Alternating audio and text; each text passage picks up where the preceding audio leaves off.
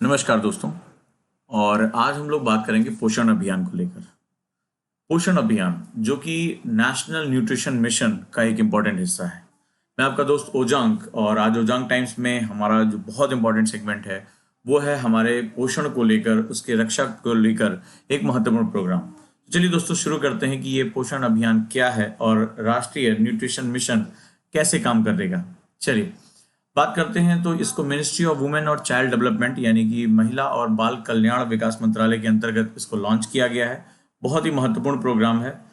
सवाल यह है कि हमें इस प्रोग्राम की जरूरत क्यों पड़ी, हमारी समस्या बेसिकली है क्या। तो अगर हम बात करेंगे तो भारत में इस समय तिहरे चैलेंज का सामना करना पड़ा। भारत को ट्रिपल चैलेंज है। पहला वास्टेड का, दूसरा स्टंटेड का, और तीसरा जो है वो अंडर वेट जो है वो हमारे चिल्ड्रंस का। ये तीन हमारे जो है वो प्रमुख सेगमेंट है। अगर हम वास्टेड की बात करें तो वो जो लगभग बर्बाद हो रहा है, वास्टेड उसको कहते हैं जहां लो वेट टू हाइट रेशियो होता है।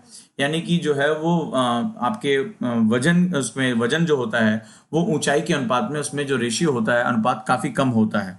स्टंटेड यानी कि अगर हम बात करें छोटे कद का, लो हाइट टू एज रेशियो यानी आयु के तुलना में उसकी जो आपकी लंबाई उसको प्राप्त करनी चाहिए वो नहीं प्राप्त कर पाता। और तीसरा होता है अंडर वेट यानी कि उसका जो है अपनी उम्र के अनुसार जो वजन होता है वो काफी कम होता है। तो भारत में ये तीन प्रकार के प्रमुख चैलेंज है जो ये बताते हैं कि भारत एक अच्छा मानव संसाधन प्रोड्यूस कर पाने में बहुत मुश्किल जो है वो फेस करेगा। अब इन ट्रिपल चैलेंज को हमें इसको मिटिगेट करना है, लेकिन चैलेंज अभी खत्म नहीं होता है। अगले हिस्से में बात करें तो number of malnutrition children in India is more than twice those in sub Saharan Africa.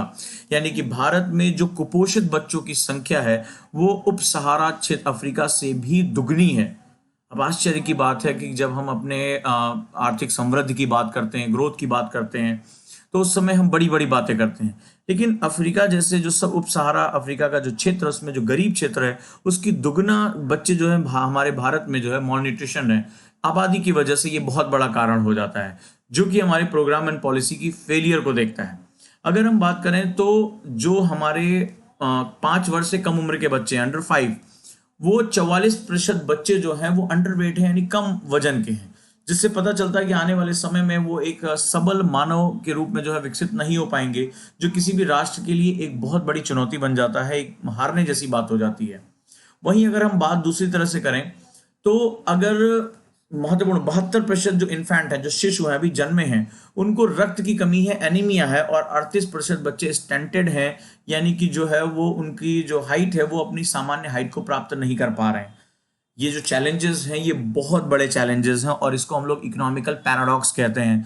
यानी कि भारत में वर्ल्ड बैंक कहता है कि भारत में आर्थिक जो है विरोधाभास है। जब जीडीपी ग्रोथ की बात करते हैं तो हमारे अंदर वो सारे लक्षण है कि जहां पर आप जबरदस्त तरीके से इकोनॉमिक ग्रोथ कर रहे हैं, लेकिन जब हम मानव संसाधन की बात करते हैं तो हमारे बच्चे कुपोषित हैं, उनकी जो है हाइट कम है, उनका वेट कम है, और कुपोषण की संख्या संसार के सबसे ज्यादा संख्या वाले देशों में हमारा शुमार होता है। निश्चित रूप से ये बहुत चैलेंजिंग एक हिस्सा है, और इसी के अंतर्गत ये समझा जा रहा है कि अगर हम पोषण, माता और बच्चे दोनों का अगर हम ध्यान रखें तो हम आने वाले समय में एक जो है बुद्धिमान, एक जो है सशक्त भारत का निर्माण कर सकते हैं, अपने मानव संसाधन को आगे लेकर जा सकते हैं। तो चलिए अब हम बात करते हैं कि हमारे सामने जो है वो सरकारी एफर्ट कौन कौन से हैं और सरकार क्या क्या करने का प्रयास कर रही है। जो हम गवर्नमेंट एफर्ट यानी सरकारी प्रयासों में सबसे पहले बात करें, सरकार ने इस बात के महत्व को समझते हुए नेशनल न्यूट्रिशन मिशन यानी कि राष्ट्रीय पोषण मिशन को जो है शुरुआत किया है, और इसको लाइफ साइकिल अप्रोच में लेकर गए हैं। राइट, यानी कि ये जीवन पर्यंत चलने वाले प्रोग्राम के रूप में है, जहां पर संपूर्ण जीवन चक्र, अगर हम बात करें तो माता, उसके बाद बच्चे का गर्भ में ध्यान, उसके बाद डिलीवरी के बाद यानी कि जन्म लेने के बाद भी बच्चे के पोषण का पूरा ध्यान रखा जाने की ये प्रक्रिया होती है। इसको लाइफ साइकिल अप्रोच कहते हैं, और सरकार इसको होलिस्टिक प्रोग्राम के रूप में लॉन्च करना चाहती है। अगले इनिशिएटिव्स की बात करें तो सबसे बड़ी बात है, सरकार ने इस बात की पहचान की अगर कोई माता जो कि अस्वस्थ है वो एक अस्वस्थ बच्चे को ही जन्म देगी, यानी कि अगर आपको स्वस्थ बच्चे को अगर देश में लेकर आना है, उसका जन्म चाहते हैं, तो माता के स्वास्थ्य पर आपको विशेष ध्यान देना पड़ेगा। इसके बाद अगले हम बात करें तो सरकार ने integrated child development scheme ICDS को लॉन्च किया और आंगनवाड़ी कार्यकर्ताओं को इसका मुख्य केंद्र बिंदु बनाया, जिसके माध्यम से पोषण, ज्ञान, न्यूट्रिशन इनको जो है वो पहुंचाया जाएगा। अगले इनिशिएटिव की बात करें तो प्रधानमंत्री मातृ वंदना योजना PMMMVY और यहाँ पर प्रधानमंत्री मातृ वंदना योजना के अंतर्गत हम ये ध्यान रखेंगे जो भी गर्भवती माताएं हैं या जो बच्चों को दूध पिलाने वाली लैक्टेटिंग मदर्स हैं, उन सभी के पोषण का पर्याप्त ध्यान रखा जाए, क्योंकि स्वस्थ माँ स्वस्थ बच्चे के जन्म का आधार बनती है। अगला हम बात करें तो स्कीम फॉर एडोलेसेंट गर्ल, चूंकि हम लाइफ साइकिल अप्रोच में जा रहे हैं तो जो किशोरी बालिकाएं हैं उनके स्वास्थ्य को विशेष ध्यान देने के लिए सरकार ने इनिशिएटिव लिया है। और यहाँ पर जो उनका सबसे इंपॉर्टेंट सेगमेंट है कि जो एडोलेसेंट्स गर्ल्स हैं, जो किशोरी बालिकाएं हैं, उनके बेटर हेल्थ प्रमोशन की तरफ ध्यान दिया जाए ताकि वो आगे चलकर स्वस्थ शिशु को जन्म दे सकें। इसके बाद अगर हम बात करें जननी सुरक्षा योजना JSY, अब भारत में जो MMR यानी मैटरनल मोर्टेलिटी रेट, मातृत्व मृत्यु दर, और इन्फेंट मोर्टेलिटी यानी जो शिशु मृत्यु दर है, उसके पीछे जो सबसे बड़ा कारण माना जाता था कि वो है महिलाओं का, स्पेशली जो ग्रामीण महिलाएं हैं या दूर दराज के इलाकों में रहने वाली महिलाएं हैं, उनको संस्थागत प्रसव की सुविधा नहीं मिल पाती थी, इंस्टीट्यूशनल डिलीवरी नहीं मिल पाता था। तो सरकार ने जननी सुरक्षा योजना के अंतर्गत इंस्टीट्यूशनल डिलीवरी को इनकरेज करने के लिए, प्रोत्साहित करने के लिए एक नया इनिशिएटिव लिया। इसमें आशा कार्यकर्ता को इसके साथ जोड़ा गया है और ये बहुत महत्वपूर्ण कदम है। इसके बाद सरकार और आगे जाती है और नेशनल हेल्थ मिशन यानी NHM का अपनी भूमिका रखती है और राष्ट्रीय स्वास्थ्य मिशन के अंतर्गत एक यूनिवर्सल एसेस किया जाए जहां सबको बराबरी से, सबके वहनीय और क्वालिटी हेल्थ केयर यानी कि गुणवत्तापूर्ण स्वास्थ्य सुविधाएं दी जा सके, यानी universal access to equitable, affordable and quality health care, बिना भेदभाव के सस्ती दवाइयां उनको मिल सकें, स्वास्थ्य सुविधा मिल सके। अगला है, ये माना जाता है कि भारत में जो गंदगी है, जो कूड़ा करकट है, वो खुले में शौच है, दूषित पानी पीना है, इन सब की वजह से जबरदस्त तरीके से बीमारियां होती हैं। और अगर हम स्वच्छता रखें, साफ सफाई रखें, तो हम इसके माध्यम से बड़ी मात्रा में बीमारियों को, खासतौर पे जो कम्युनिकेबल डिसीजेज हैं, उनको हटा सकते हैं और जो स्वास्थ्य पर होने वाला खर्च है उसको भी काफी कम कर सकते हैं। खासतौर पे खुले में शौच या जो है तमाम इस तरह की चीजों को हम हटा सकते हैं। तो इसके लिए जो है वो इनकरेज किया जा रहा है उनको, जो है वो, ताकि खुले में शौच बंद हो सके। गाँव को, शहरों को, सबको इसके अंदर जोड़ा जा रहा है। इसके बाद अगर हम बात करें तो जो नेशनल हेल्थ मिशन है और नेशनल न्यूट्रिशन मिशन है, इसके अंतर्गत डिफरेंट मिनिस्ट्रीज को लेकर आया गया। जैसे अगर हम ये सब समझ में आया कि हमें इसमें अलग अलग मिनिस्ट्रीज के इनपुट की जरूरत पड़ेगी, उनके जो एफिशिएंसी उनकी जरूरत पड़ेगी।